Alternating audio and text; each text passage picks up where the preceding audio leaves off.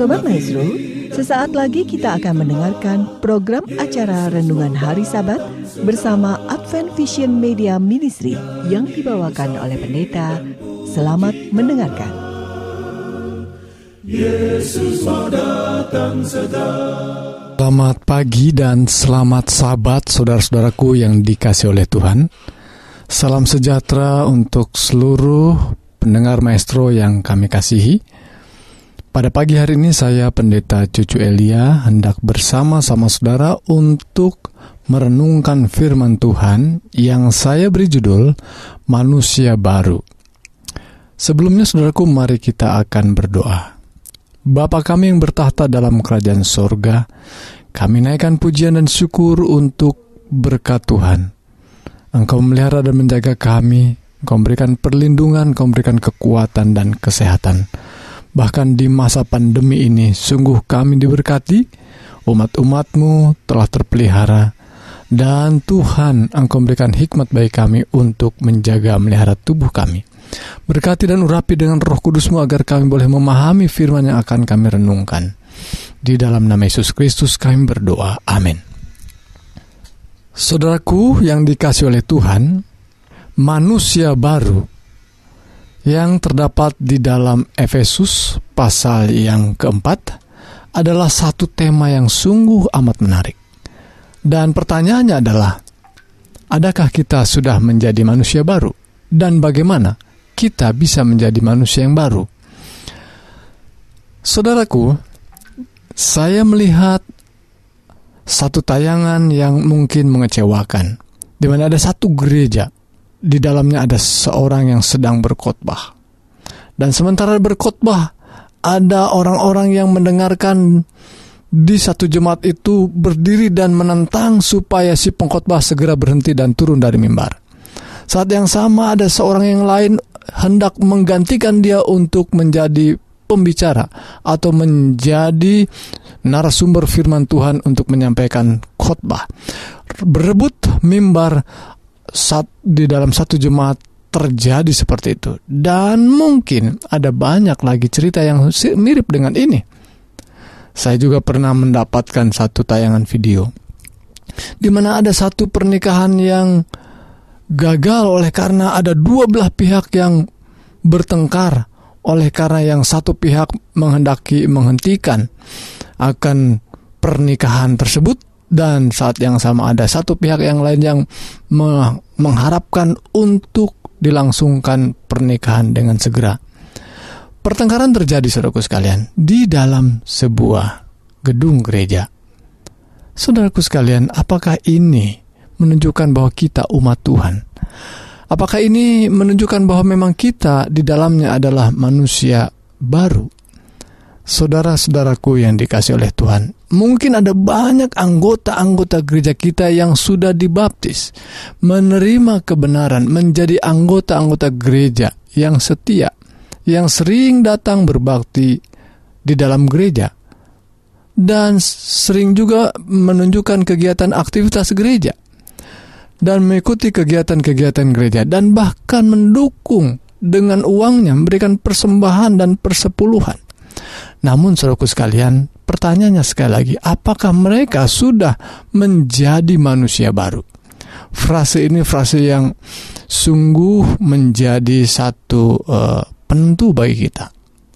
Apakah kita sungguh-sungguh menjadi umat Allah, menjadi pribadi yang manusianya sudah diperbaharui? Mari kita baca saudaraku sekalian pasal yang ke-4 ayat 17 dikatakan, sebab itu kukatakan dan kutegaskan ini kepadamu di dalam Tuhan, jangan hidup lagi sama seperti orang-orang yang tidak mengenal Allah dengan pikirannya yang sia-sia. Kata yang mengawali perikop ini dikatakan sebab itu. Dan beberapa kali perikop-perikop sebelumnya menggunakan kata sebab itu. Sebab itu diulang-ulang. Rupanya pada pasal yang kedua kita menemukan bahwa ada hal yang mendasar yang menyebabkan pasal yang keempat itu harus menjadi seperti itu. Sebab itu harus demikian. Sebab itu harus demikian. Apa itu? Dasarnya adalah pasal 2 ayat yang pertama dikatakan, kamu dahulu sudah mati. Kamu dahulu sudah mati karena pelanggaran-pelanggaran dan dosa-dosamu. Kamu hidup dalam dosa-dosa seperti juga orang-orang durhaka. Bahkan sebenarnya dahulu juga kita semua juga terhitung di antara orang-orang durhaka itu. Nah, itu sebabnya saudaraku sekalian, kalimat pembuka tadi dikatakan sebab itu. Sebab itu, ini harus dilakukan. Karena kita sesungguhnya dahulu, sebelum mengenal Kristus, sebelum mengenal jalan keselamatan, kita adalah orang yang sudah mati. Ya. Demikian pernyataan firman Tuhan. Maka dikatakan, jangan lagi hidup sama seperti orang yang tidak mengenal Allah. Orang yang tidak mengenal Allah itu seperti apa? Ayat berikutnya memberikan penjelasan. Mereka pengertiannya gelap, hidupnya jauh dari persekutuan dengan Allah, dan mereka bodoh, ya. Kebodohan mereka yang ada dalam diri mereka, dan mereka menjadi degil hatinya. Dilanjutkan keterangan untuk menjelaskan supaya kita tidak hidup sama seperti orang yang tidak mengenal Allah, yaitu perasaan mereka telah tumpul, katanya, ya, sehingga mereka menyerahkan diri kepada hawa nafsu. Wah, orang-orang yang hidup seperti orang yang tidak mengenal Allah, pikiran perasaan mereka tumpul dan bahkan menyerahkan diri kepada hawa nafsu, dan bahkan mengerjakan dengan serakah segala macam kecemaran. Wah, jangan seperti itu, katanya. Jangan hidup seperti orang yang tidak mengenal Allah. Ayat yang ke-20. Tetapi kamu bukan demikian. Kamu telah belajar mengenal Kristus. Jadi saudaraku sekalian, bila mana ada percekcokan, pertengkaran di dalam gereja, dan bahkan perselisihan yang sangat tajam, yang membuat mungkin kita saling membenci, saling bermusuhan satu dengan yang lain, saudaraku sekalian, boleh jadi kita seperti orang yang tidak mengenal Allah. Kamu itu bukan demikian, kata Tuhan melalui hamba Tuhan Rasul Paulus. Kamu telah belajar mengenal Kristus, karena kamu telah mendengar tentang Dia dan menerima pengajaran di dalam Dia menurut kebenaran yang nyata dalam Yesus. Ayat 22, yaitu bahwa kamu berhubung dengan kehidupan kamu yang dahulu harus menanggalkan manusia lama yang menemui kebinasaannya oleh nafsu yang menyesatkan. Saudaraku, kalau manusia lama itu belum ditinggalkan, belum dibuang, yaitu hal yang tadi saya sebutkan dari ayat yang ke-18 sampai ayat yang ke-19, kita harus tinggalkan sifat-sifat manusia lama itu. Ayat yang ke-23, supaya kamu dibaharui di dalam roh dan pikiran. Lihat saudaraku sekalian, boleh jadi mungkin kita sudah memiliki beberapa perubahan dari kehidupan kita yang lama. Secara luar barangkali kita menjadi orang yang tadinya tidak pernah ke gereja, kita sekarang lebih aktif dalam kebaktian-kebaktian. Namun saudaraku sekalian, pembaharuan itu harus lebih dalam, bukan bagian luarnya saja. Kamu harus dibaharui dalam roh dan pikiranmu. Ya, lebih dalam lagi Tuhan menginginkan bahwa kita memiliki pembaharuan roh yang baru, pikiran yang baru. Dan kemudian barulah mengenakan manusia baru. Manusia baru yaitu yang diciptakan oleh Allah. Ini artinya saudaraku sekalian bahwa manusia baru itu bukan oleh karena sekedar kemauan kita, tapi Tuhan sendiri yang menciptakan dalam kehendaknya, di dalam kebenaran yang dinyatakan kepada kita. Ayat yang ke-25. Ini beberapa poin yang lebih detail tentang bagaimana menjadi manusia yang baru itu. Seperti apa? Ya, seperti apa orang yang sudah dibaharui itu hidupnya. Disebutkan ayat 25. Buanglah dusta, ya. Berkata benar kepada seorang kepada yang lain, karena kita adalah sesama anggota. Saudaraku sekalian, kalimat terakhir dalam ayat 25 mengatakan karena kita adalah sesama anggota. Ini sebuah alasan kenapa. Kenapa disebutkan alasannya karena kita sesama anggota? Artinya saudaraku sekalian, kalau memang perlakuan dusta itu tidak mungkin sendirian, ya. Harus dilakukan kepada orang-orang yang lainnya. Maka saudaraku sekalian, ketika alasannya dikatakan kita adalah sesama anggota, janganlah lagi berdusta, berkatalah benar seorang kepada yang lainnya. Dan kemudian apabila kamu menjadi marah, janganlah kamu berbuat dosa, janganlah matahari terbenam sebelum padam amarahmu. Saudaraku sekalian, mungkin kita merasa dan tidaklah mungkin dan mustahil rasanya kalau hidup kita tidak pernah marah. Benar mungkin. Tetapi mungkin kalau kita bertanya kembali, kenapa kita harus marah? Seringkali kita marah oleh karena kesalahan orang lain, oleh karena kebodohan orang lain, kelemahan orang lain, kelalaian orang lain. Tapi apakah kita pernah mengalami hal yang sama? Boleh jadi kita mungkin lebih sering melakukan juga kelemahan, kegagalan, dan kelalaian kita, sehingga orang lain harus juga marah pada kita. Kalau memang seperti itu, mari kita marah-marah, saling memarahi satu dengan yang lain. Tentu bukan demikian. Jadi kita selayaknya kita lebih memaklumi orang lain yang mungkin lebih lemah, yang mungkin lebih bodoh dari kita, yang kalau kita katakan ini dan itu mungkin tidak segera dilakukan dengan mudah, sehingga kita tidak perlu marah sesungguhnya. Namun apabila kau marah, dikatakan, apabila kau marah, janganlah berbuat dosa. Apa itu? Bagaimana caranya? Marah jangan berbuat dosa. Jangan sampai terbenam matahari, amarahmu belum padam. Itu yang dikatakan firman Tuhan. Dan yang kedua adalah ketika marah itu terus-menerus, maka sesungguhnya kita memberi kesempatan kepada kuasa kegelapan. Si iblis, ayat 27, jangan beri kesempatan. Kalau kita marah, murung, membiarkan amarah kita meluap-luap, sehingga sesungguhnya kita hanya memberi kesempatan kuasa iblis menguasai kita oleh karena amarah yang tidak bisa terpendam. Saudaraku sekalian, mari kita lihat poin berikutnya, bagaimana manusia baru itu, seperti apa manusia baru itu seharusnya. Yang ayat 28. Mungkin seseorang pernah melakukan satu tindakan yang mengecewakan orang lain dengan mencuri barang, mencuri. Orang manusia baru selayaknya tidak lagi mencuri. Jangan lagi ia mencuri lagi. Mungkin pernah dilakukan. Sekarang manusia baru jangan lagi mencuri. Bahkan langkahnya lebih jelas tahapan-tahapan. Orang yang mungkin pernah mencuri itu tidak mencuri lagi, tetapi yang berikut, yang kedua, bekerja dengan keras, bekerja dengan sungguh-sungguh untuk memenuhi kebutuhannya dengan tangannya sendiri.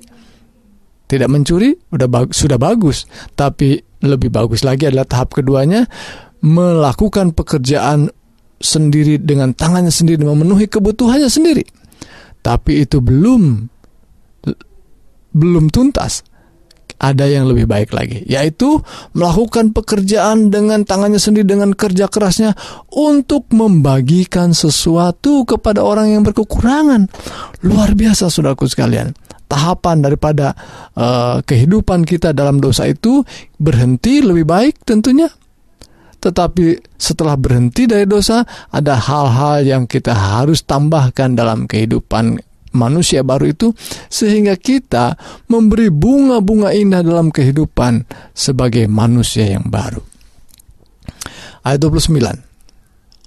Janganlah ada perkataan kotor keluar dari mulutmu, tetapi pakailah perkataan yang baik untuk membangun di mana perlu. Saudaraku sekalian, saya mendapat sebuah cerita dari seorang yang melihat ada seorang memiliki pertobatan yang sungguh-sungguh. Seorang yang tadinya hidup di sekitar, sebut sajalah terminal yang bahasanya bahasa kasar semua, jarang menggunakan bahasa-bahasa lembut, hanya kata-kata binatang yang biasa digunakan. Tetapi ketika dia mengenal kelemah lembutan Kristus, kasih karunia Kristus yang menolong dia memahami bagaimana harusnya hidup. Namun saudaraku sekalian, ketika dia menerima kebenaran, dia dibaptiskan di dalam Tuhan, besoknya dia membisu, sering kali membisu, saudaraku. Dan ketika ditanya, kenapa Anda sekarang lebih banyak diam? Dia katakan bahwa saya ini biasa berkata kotor, sehingga mulut saya ini sudah biasa ngomong kotor. Jadi kalau saya bicara, saya tidak memiliki perbendaharaan kata yang baik. Jadi dia lebih banyak diam, dan dia lebih banyak mendengar hal yang indah, hal yang baik dari firman Tuhan, sehingga dia mulai mengumpulkan kata-kata yang baik, kosakata yang baik, frase-frase yang baik, kalimat-kalimat yang dapat membangun iman. Itu yang dikatakan firman Tuhan ayat 29, di mana perlu, gunakanlah perkataan yang baik untuk membangun, supaya mereka yang mendengarnya beroleh kasih karunia. Saudaraku sekalian, mari kita pikirkan berapa banyak kita menggunakan kata dan kalimat berbicara, dan orang lain merasa itu sebuah kasih karunia dari Tuhan. Perenungan ini penting buat kita. Manusia baru harusnya dapat menggunakan dan memiliki kosakata yang banyak, yang baik, yang dimana ketika dia mengatakannya, banyak orang merasa terberkati melihat kasih karunia Tuhan. Ayat berikutnya 30, dan janganlah kamu mendukakan Roh Kudus yang telah memeteraikan kamu menjelang hari penyelamatan. Bayangkan saudaraku sekalian, ketika kita masih mau kembali kepada manusia lama, seperti yang saya ceritakan di awal, di sebuah gereja seringkali terjadi pertengkaran, bahkan ribut besar, ya, sampai mungkin menggunakan fisik, saling pukul satu dengan yang lain. Sungguh Roh Kudus sudah didukakan oleh tindakan kita yang masih mau kembali kepada manusia lama. Dia belum bisa menanggalkan. Kata menanggalkan, sebagaimana kita sudah bekerja seharian dengan menggunakan pakaian yang kita gunakan bekerja, dan biasanya ketika kita mau tidur, kita buka, kita tanggalkan, dan kita gunakan pakaian tidur, dan tentu setelah mandi, dan kita merasa segar tentunya. Dan seperti itulah kata menanggalkan, ditinggalkan kehidupan, tindakan-tindakan, dan kebiasaan yang lama itu. Apa saja itu? Ayat 31 ditambahkan lagi, segala kepahitan, kegeraman, kemarahan, pertikaian, dan fitnah itu yang harus dibuang dari antara kamu, kata firman Tuhan. Saudaraku, kata kepahitan yang saya ingin garis bawahi di sini adalah ada banyak pengalaman hidup kita di masa yang lalu adalah masa yang kelam, dan mungkin seperti ayat firman Tuhan katakan, kita sungguhnya sudah mati karena dosa. Dan ada seorang ibu yang ketika ditanya sebagai seorang pengikut Yesus, seorang yang percaya keselamatan yang diperolehnya dari Kristus, apakah engkau sungguh-sungguh sudah memperolehnya? Sang ibu itu merasa tidak sanggup mengatakan iya, ya. Karena dia merasakan ketika ditanya, ada apa sesungguhnya? Oh, ada dosa yang pernah saya lakukan. Sesungguhnya itu tidak sengaja, ya. Dia pernah diperkosa oleh orang lain, dan kepahitannya membuat dia merasa benar-benar kotor, benar-benar tidak layak bagi Tuhan. Sehingga kepahitannya itulah yang selalu mengganggu kehidupan. Di sini saudaraku sekalian, kata kepahitan yang saya ingin angkat. Mungkin saudara dan saya memiliki hal yang sama. Ada banyak pengalaman hidup kita ya pada masa yang lalu yang membuat kita seringkali terganggu, bahkan terganggu juga emosi kita. Ya, segala kepahitan, kegeraman, kemarahan masa yang lalu, pertikaian, dan fitnah hendaklah dibuang dari antara kamu. Demikian juga dengan segala kejahatan kita, kata Tuhan. Ayat yang terakhir, ayat 32 pada perikop ini dalam Efesus pasal yang keempat, tetapi hendaklah kamu ramah seorang terhadap yang lain, penuh kasih mesra dan saling mengampuni, sebagaimana Allah dalam Kristus telah mengampuni kamu. Saudaraku, kita dipanggil menjadi manusia yang baru. manusia baru yang kehidupannya saling mengampuni, ramah satu dengan yang lain. Dan saudaraku sekalian, saya ingin mengangkat perikop ini menjadi satu perikop menjadi berkat dalam kegiatan pelayanan kita. Bukan hanya untuk pribadi kita, tetapi untuk pelayanan dan penginjilan. Dan saya melihat, menyaksikan ada banyak usaha-usaha daripada gereja dan pribadi-pribadi untuk memiliki metode yang terbaik untuk menginjil dan memberikan pelayanan. Namun saudaraku, yang saya ingin garis bawahi di sini, mungkin ada banyak metode yang baik, tetapi kita membutuhkan kesungguh-sungguhan, keterbukaan, kejujuran, dan apa adanya. Kehidupan kita menjadi manusia yang baru seperti yang digambarkan dalam Efesus pasal yang keempat ini adalah satu pelayanan dan satu penginjilan yang jujur dan tidak perlu dipoles-poles, dan banyak orang akan ditarik kepada kasih karunia Kristus, dan kita mungkin tidak perlu lagi ditambahkan metode ini dan itu karena kita sudah menjadi manusia baru dan banyak orang akan dituntun kepada Kristus. Tuhan Yesus memberkati kita. Mari kita berdoa. Ya Allah, Bapa yang penuh kasih, kami naikkan pujian dan syukur untuk berkat firman Tuhan yang kami dapatkan pagi hari ini. Dan biarlah Tuhan kami oleh pertolongan Roh Kudus hari demi hari akan semakin dibaharui roh dan pikiran kami, untuk kami boleh memiliki kehidupan yang menjadi berkat bagi sesama kami ketika banyak orang boleh melihat kehidupan manusia baru kami. Inilah doa dan pujian syukur kami Tuhan, dan bahkan kami mohon berkat jamahan tangan Tuhan bagi saudara-saudara kami, Sobat Maestro yang mendengarkan siaran ini, dalam segala sakit fisik maupun juga kerohaniannya. Tuhan kuatkan, teguhkan, dan Engkau jamah pulihkan. Inilah doa kami Bapa, di dalam nama Tuhan Yesus, Juru Selamat dan Penebus kami berdoa. Amin.